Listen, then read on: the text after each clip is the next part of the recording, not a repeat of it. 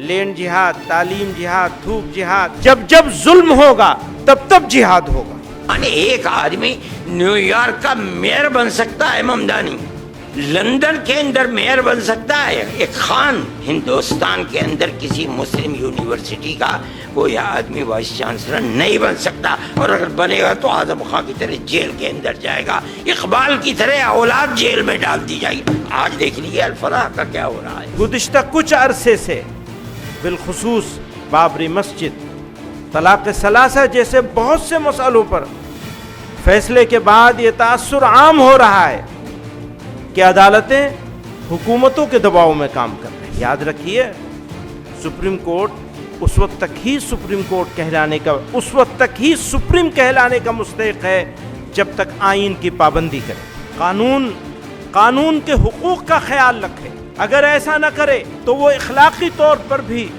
Supreme कहलाने का हकदार नहीं है। एक जाने माने मौलाना ने बहुत बड़ा भड़काऊ बयान दिया है। नाम है मौलाना अरशद मदनी। उन्होंने कहा है कि लंदन में और न्यूयॉर्क में एक मुसलमान मेयर बन सकता है, लेकिन भारत में एक मुसलमान किसी यूनिवर्सिटी का चांसलर भी नहीं बन सकता, वाइस चांसलर नहीं बन सकता। खैर, वो उनकी ये जो बात है एकदम झूठ है। इस समय देश में 14 मुसलमान वाइस चांसलर हैं। हैरत की बात यह है कि दिन भर दीन की बात करने वाले ये मौलाना ये झूठ बोलते हुए इनको रत्ती भर भी शर्म नहीं आई। मौलाना मदनी भूल गए कि इस देश ने 3 मुसलमानों को अपना राष्ट्रपति चुना है, 2 मुसलमान इस देश के उपराष्ट्रपति रहे हैं, 4 मुसलमान सुप्रीम कोर्ट के चीफ जस्टिस बने हैं, 2 मुसलमान मुख्य चुनाव आयुक्त बने हुए हैं। अगर हम गिनने बैठेंगे न जाने कितने मुसलमान राज्यपाल रहे, केंद्रीय मंत्री, मुख्यमंत्री, सांसद, विधायक, IAS, IPS और बड़े बड़े अधिकारी इस देश में बन चुके हैं। डॉक्टर, इंजीनियर, वैज्ञानिक, सैन्य अधिकारी, सूची इतनी लंबी है कि शायद मदनी साहब का भाषण भी छोटा पड़ जाए। तो फिर जमीयत उलेमाए हिंद के मौलाना अरशद मदनी और उनके भतीजे मौलाना महमूद मदनी अचानक इतने भड़काऊ बयान क्यों दे रहे हैं? अचानक से बाबरी मस्जिद का मुद्दा क्यों उठा रहे हैं? क्या ये सब बंगाल चुनाव में चल रहे SIR के कारण है, या फिर बंगाल से शुरू हुए बाबरी मामले वाला जो बयान था उसको ये दोनों चाचा भतीजा खुला समर्थन दे रहे हैं? और सबसे बड़ा सवाल कि जब दिल्ली में धमाका हुआ लाल किले पर 10 नवंबर को, और उसके बाद जो है लगातार गिरफ्तारियां हुई, तो ये दोनों मौलाना चुप क्यों थे? लेकिन जैसे ही अल-फलाह यूनिवर्सिटी पर कार्रवाई हुई तो ये दोनों अचानक से मुसलमानों के हक की आवाज़ बन गए। आज का वीडियो इन्हीं सवालों पर है। नमस्ते, मैं हूं आयुष और आप देख रहे हैं कड़क। ये वही मौलाना है जो 10 नवंबर को लाल किले के पास जो ब्लास्ट हुआ था उसके बाद से इन्होंने मुंह में दही जमा लिया था, चुपचाप बैठे हुए थे। लेकिन जब आतंकवादियों और उनके गुर्गों पर शिकंजा कसा जाने लगा तो ये बयान बहादुर बन गए। आखिर मौलाना अरशद मदनी किसे कवर फायर दे रहे हैं? मौलाना अरशद मदनी जैसे लोगों की बार बार विक्टिम कार्ड निकालने वाली जो मानसिकता है आखिर कब दूर होगी? मौलाना अरशद मदनी को अल-फलाह यूनिवर्सिटी की बड़ी चिंता है, लेकिन उन्हें उन पाकिस्तानी हैंडलर्स के इशारों पर काम कर रहे MBBS डॉक्टर्स पर कुछ नहीं कहना जो देश में बड़ा धमाका करने की फिराक में थे। पहलगाम हमलों में पाकिस्तानी आतंकवादियों ने 26 लोगों को धर्म पूछ करके उन्हें गोली मारी, लेकिन इस पर मदनी साहब चुप थे। भारत ने पाकिस्तान का पानी रोका तो इसका विरोध करने लगे। अब 6 दिसंबर की तारीख नजदीक आ रही है।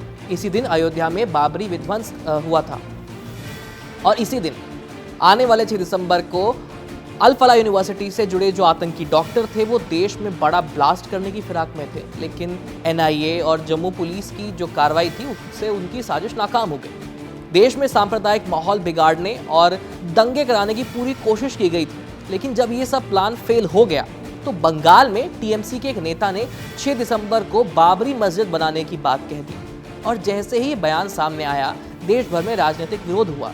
लेकिन इसके समर्थन में आ गए मौलाना महमूद मदनी। वो बाबरी मस्जिद जिस पर दशकों तक कोर्ट में केस चला, सैकड़ों साल बाद फैसला आया, सबूतों के आधार पर सुनवाई हुई, सुप्रीम कोर्ट ने सर्वसम्मति से फैसला सुनाया, अयोध्या में राम मंदिर बनने का रास्ता साफ हुआ और मुसलमानों को नई मस्जिद के लिए एक अलग जमीन दी गई। लेकिन नई मस्जिद बनाने के बजाय बंगाल में एक और बाबरी बनाने का ऐलान किया जाता है, और मदनी साहब उसका सार्वजनिक समर्थन कर रहे हैं मंच से। गुज़िश्ता कुछ अरसे से बिलखुसूस बाबरी मस्जिद, तलाक़ सलासा जैसे बहुत से मसलों पर फैसले के बाद ये तासुर आम हो रहा है कि अदालतें हुकूमतों के दबाव में काम कर रही हैं। याद रखिए, सुप्रीम कोर्ट उस वक्त तक ही सुप्रीम कहलाने का मुस्तहिक़ है जब तक आईन की पाबंदी करे, कानून के हुकूक का ख्याल रखे। अगर ऐसा न करे तो वो इखलाकी तौर पर भी सुप्रीम कहलाने का हकदार नहीं है। सुनिए, गौर से सुनिए, सुप्रीम कोर्ट को सुप्रीम कहलाने का हक नहीं है, ये शब्द है मौलाना महमूद मदनी के। अदालत का फैसला भी गलत है, पुलिस की कार्रवाई भी गलत है, और जब आतंकी पकड़े जाएं तो आप उसको साजिश करार देते हैं। यानी देश गलत, कानून गलत, व्यवस्था गलत, सब गलत, और सही सिर्फ मदनी साहब। पश्चिम बंगाल में इस समय SIR चल रहा है, यानी स्पेशल इंटेंसिव रिव्यू। इस कार्रवाई में हजारों की तादाद में बांग्लादेशी घुसपैठिए पकड़े गए। वे लोग पिछले कई सालों से भारत के वोटर बनकर के चुनाव डाल रहे थे और भारत के लोगों की सुविधाएं ले रहे थे। SIR के दौरान जब ये खुलासा हुआ तो उन्होंने कैमरे पर खुद कबूल किया कि हम बांग्लादेशी हैं और हम यहाँ रह रहे हैं और वोट कर रहे हैं।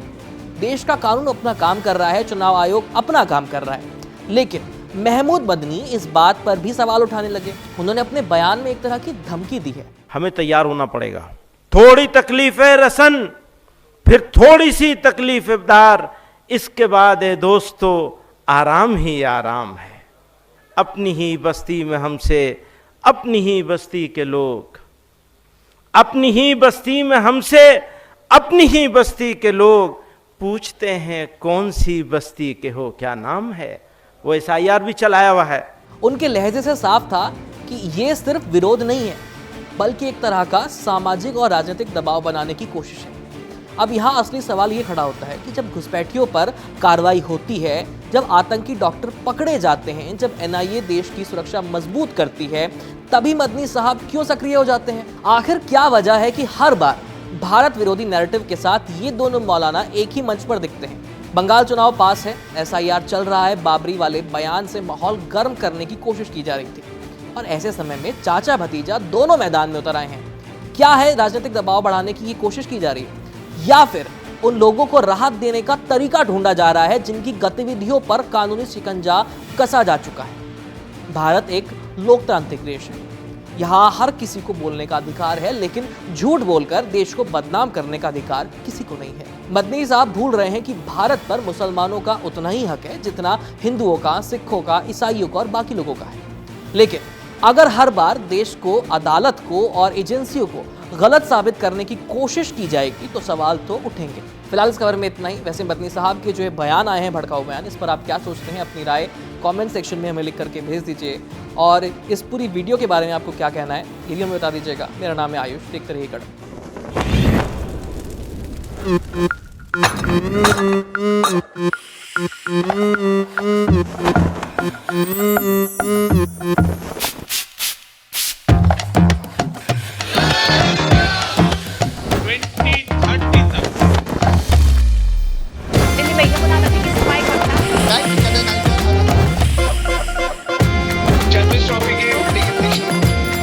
ये कड़क है।